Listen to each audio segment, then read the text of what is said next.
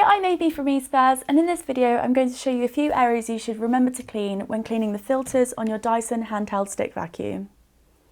The first is on the main filter itself, and you should clean this by rinsing it with running water to remove any dust or debris.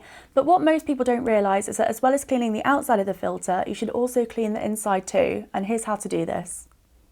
To get to the inside of the filter, you'll need to remove the top, and you can do this by unclipping the catches that go all the way around. I'm going to do this using a flat blade screwdriver.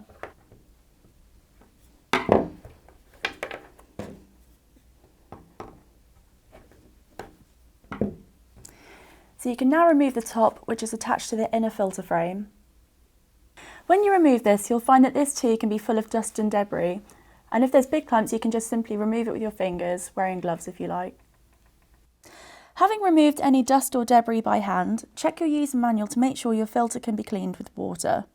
If so, rinse the filter cover inside and out under running water and make sure it's completely clear.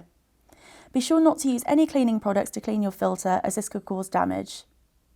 You'll want to make sure that you can see through the filter and that there's no dirt left inside.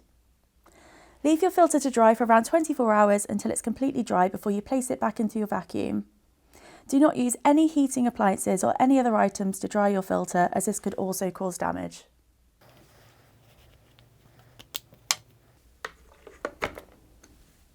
The second filter is a hidden filter called the motor filter, which is at the back of the motor head. To get to this filter, we'll first need to remove the battery. And to remove the battery, we'll need to remove the bin, which we can do by pressing down this red catch, making sure to hold the bottom so we don't get dust and debris everywhere.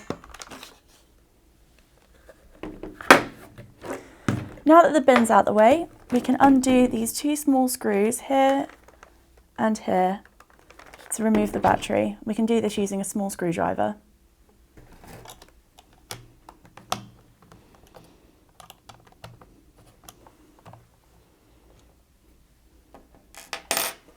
Then if we turn it around, we can remove the second screw here.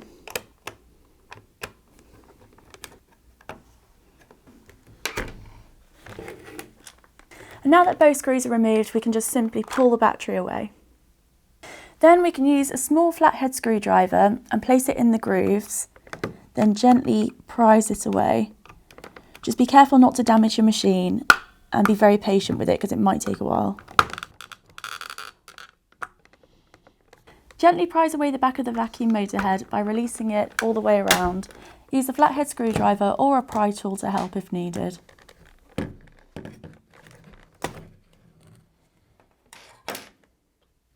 Here you can see the two filters that are located inside, which will also gather dust and dirt and need to be cleaned along with the main filter.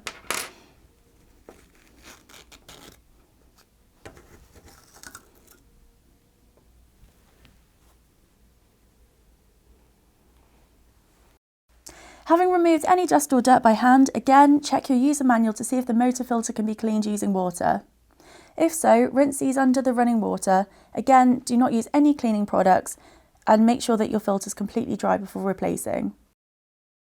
Using a dry brush, we can brush away any dust or debris that may have collected inside the motor head. So give under the filters a brush and also on the back of the motor head. When completely dry, you can put your filters back in place and put your Dyson vacuum cleaner back together.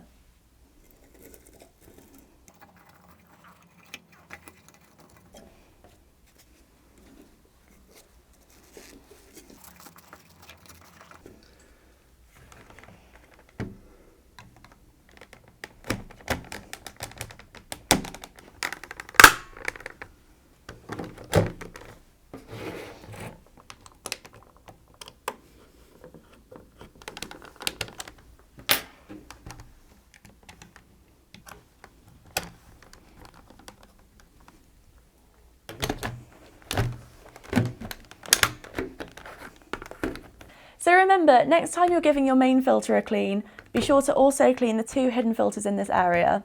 This will keep your Dyson vacuum working at its best. As well as a dirty filter, another thing that can affect the performance of your vacuum is a blockage. And these blockages can occur in a few places in your Dyson vacuum, so check out our video down here which shows you what to check for if you have a blockage in your Dyson. Before you go, be sure to subscribe to our channel for plenty more appliance repairs, maintenance videos and all things eSpares. Thanks for watching.